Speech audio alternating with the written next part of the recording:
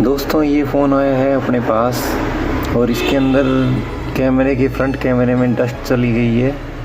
तो ये देखो, तो भाई कह रहा है भाई इसकी डस्ट निकाल दी जाए, क्लीन कर दो इसको। तो इसको खोलते हैं और क्लीन करते हैं दोस्तों।